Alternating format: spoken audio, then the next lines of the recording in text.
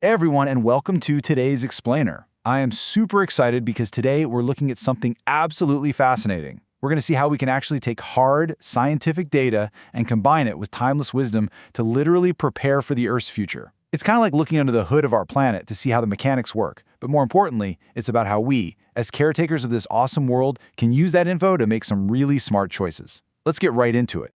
Okay, here's a quick roadmap of what we're covering today. First up, predicting the future. Then, we'll go inside a climate model, look at some real-world superpowers, talk about strengths and limits, and wrap up with science, stewardship, and morality. Section 1. Predicting the future. So here is the big mystery to start us off. Can we actually predict the future? Well, no, right? We obviously don't have some magic crystal ball lying around. We don't even know exactly what's going to happen tomorrow, let alone 50 years down the road. But here's the thing. We do have some seriously incredible tools. We can observe, we can measure, and we can calculate. And when we look really closely at the patterns from the past and the present, we can make highly educated, incredibly useful estimates about what is most likely to happen next. And you know what's really cool? This whole modern scientific approach actually connects directly to a timeless biblical principle. Luke chapter 14 asks, "Suppose one of you wants to build a tower. Won't you first sit down and estimate the cost?" Think about that. Planning ahead with data and wisdom isn't just some new scientific concept. It actually reflects God's desire for order. Before you build a massive tower, you do the math. And before we step into the future, we use the absolute best evidence and tools we have to prepare wisely. All right, moving on to Section 2, inside a climate model. So how exactly do we estimate the cost when we're talking about the entire planet? Well, here is the core definition you're going to want to know. A climate model is a tool that uses math, science, and historical data to simulate how Earth systems might change. I'll pause for just a second so you can copy that down for your homework. All good? Awesome. Think of it like a highly advanced video game simulation of the Earth, except the rules of this game are based on actual, real-life physics and chemistry. You know how baking a cake requires specific ingredients, right? Like flour, sugar, and eggs. Well, a climate model works the exact same way. Scientists have to feed the computers specific ingredients. They put in complex math and science equations along with decades of historical weather data. But they also have to throw in current variables, things like greenhouse gas levels in our atmosphere, how human land use is changing, the exact temperatures of the oceans, and the amount of solar energy hitting the planet. When you mix all these ingredients together, scientists can simulate exactly how the Earth's systems interact and change over time. But here's the catch. Scientists don't just run this simulation once. They run multiple scenarios to see different possible futures. For example, they'll look at a low-emissions timeline, basically asking, what happens to the Earth if human beings drastically reduce the gases we're pumping into the air? Then they look at business as usual, meaning what happens if we change absolutely nothing? By comparing these diverging, almost alternate realities, we can see exactly how the choices we make today literally shape the physical world of tomorrow. Which brings us to Section 3, real-world superpowers. Because these models, they aren't just for doing homework or academic exercises. They give us actual, real-world superpowers. The first one is forecasting extreme weather, specifically hurricane intensity. Climate models are incredibly good at taking current data and predicting not just where a massive storm will go, but exactly how strong it's going to be before it hits land. Imagine a whole city right in the path of a monster storm.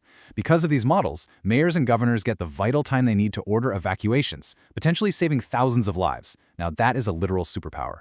Here's another amazing application, planning agricultural shifts. Farmers out there are actively using these climate projections right now. If a model shows that a certain region is going to get a lot less rain and way higher temperatures over the next decade, farmers don't just wait for their crops to fail. They use that info to wisely switch to crops that will actually thrive in those new conditions.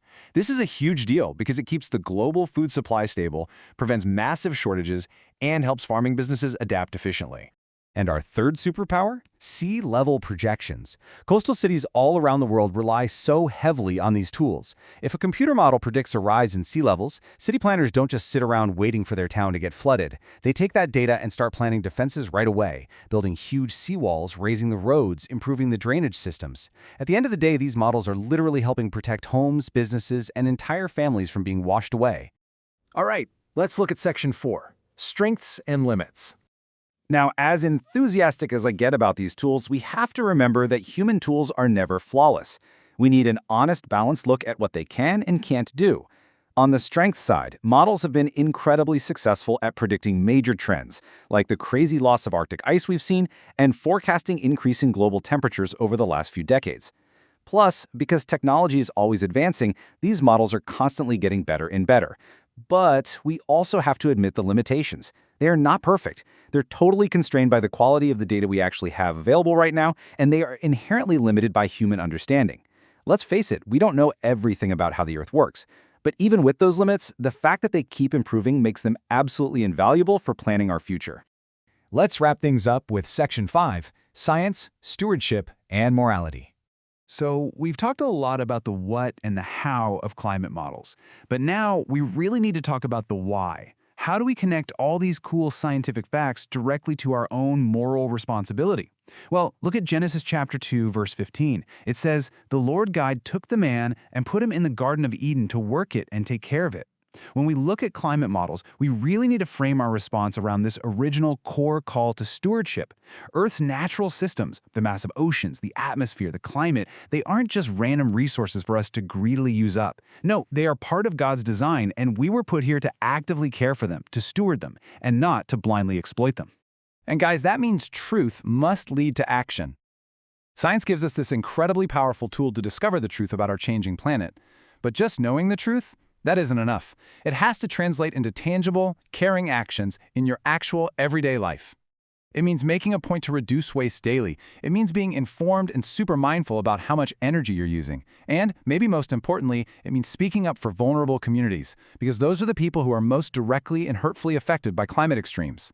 Our actions matter because we love the one who made this Earth.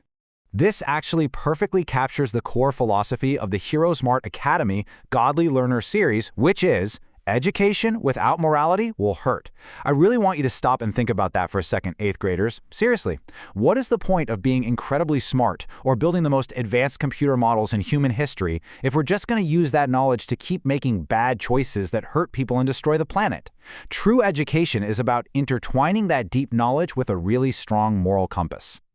I want to leave you with this final, incredibly powerful promise from Romans chapter 8. It promises peace of mind to everyone who keeps their mind spiritual. You see, when you blend the rigorous, hard education of science and modeling with a spiritual mindfulness that genuinely seeks to care for others and respect creation, that brings true peace. You don't have to be terrified of the future when you are actively using wisdom and data to prepare for it responsibly. So here is my question for you.